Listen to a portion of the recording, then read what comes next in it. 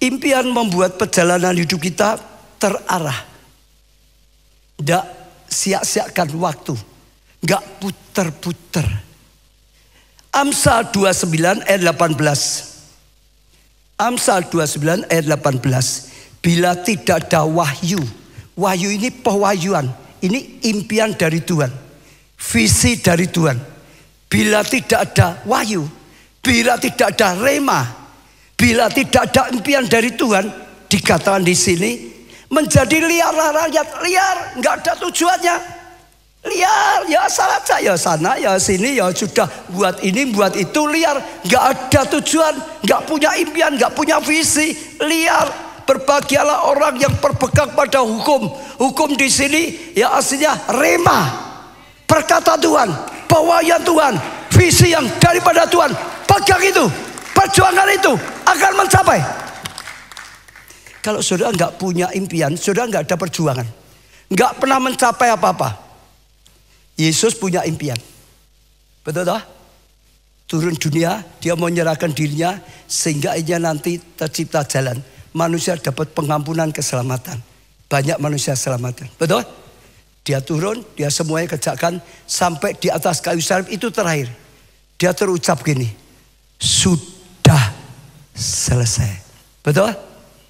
Orang itu gak pernah bisa berkata sudah selesai kalau gak buat sesuatu. Betul gak?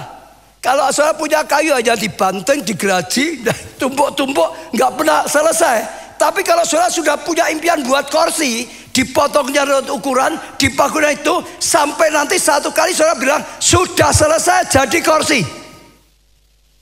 Kalau aja kayu dibanting-banting, digeraji-geraji, dipukul-pukul, nggak jadi apa-apa. Jadi kayu rusak. Loh, ya tak? Yang nggak punya impian, saudara nggak pernah mencapai. Cerita sedikit ya saudara ya. Saya pernah dulu masih muda ya, saudara masih muda. Saya sedang tidur siang. Ada teman saya itu bangun saya. Ya bangun saya.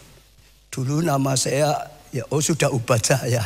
Sudah Kristen tapi belum menikah juga, saudara. Ya bangun. Jangan bangun saya ngapain?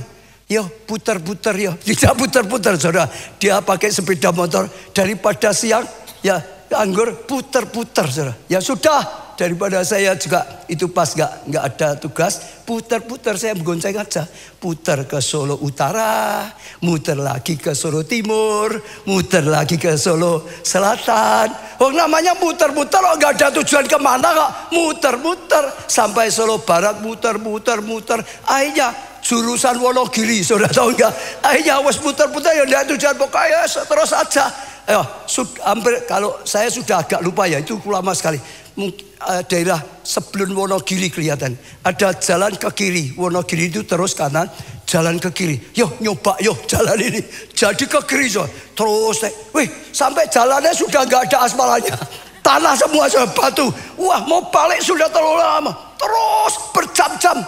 Keluar itu di mana? Ponorogo. Loh bener saudara. Keluar itu sampai Ponorogo. Bingung kita. Setelah itu juga bannya meletus. Harus tembel ban lagi. Sampai rumah malam-malam buta. Hanya gara apa? Siang cuman putar-putar gak punya tujuan. Itu gambaran kalau kita gak punya impian yang dari Tuhan. Gak punya cita-cita. Gak punya tujuan hidup. Ya saya jalan aja. Muter-muter. Nanti judulnya Ponorogo. Banem meledos.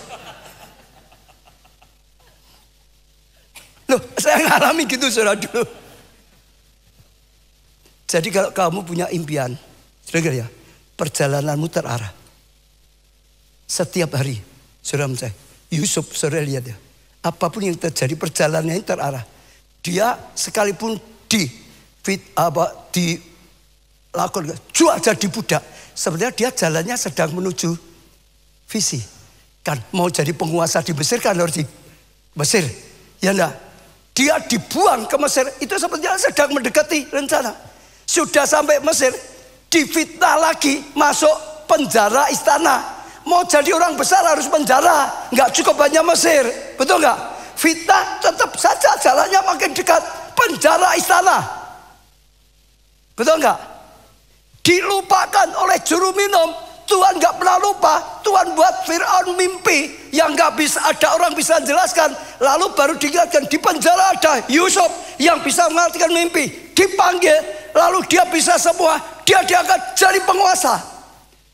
Kalau engkau punya impian dari Tuhan, setiap langkahmu hari demi hari menuju kepada rencana yang besar.